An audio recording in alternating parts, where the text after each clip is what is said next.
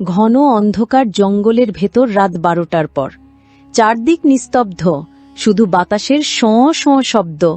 হঠাৎই গাছের ফাঁক থেকে দেখা গেল কিছু অদ্ভুত ছায়া, এক একটা বিশাল বিকট মুখওয়ালা ভূত।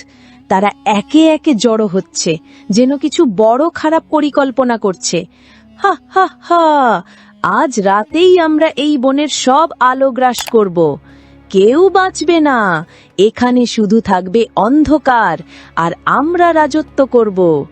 হঠাৎ আকাশ কেঁপে উঠল বজ্রের শব্দে। এক আলোক রশ্মি নেমে এলো আকাশ থেকে।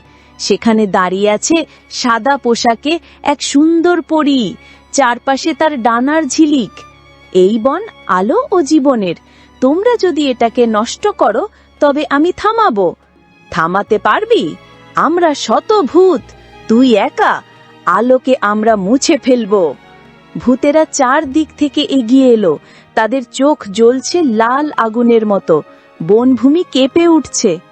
অন্ধকার যতই ঘন হোক, এক টুকরো আলোই যথেষ্ট তাকে হারানোর জন্য।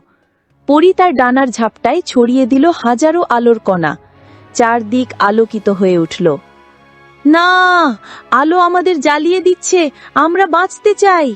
একে একে সব ভূত ধোঁয়ার মতো মিলিয়ে গেল অন্ধকারে। মুহূর্তেই বন শান্ত হলো, পাখিরা ডেকে উঠল, আকাশে আবার ফুটল তারা।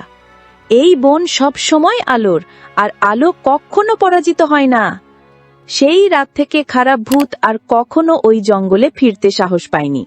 বন রয়ে গেল আলো ও জীবনের প্রতীক হয়ে।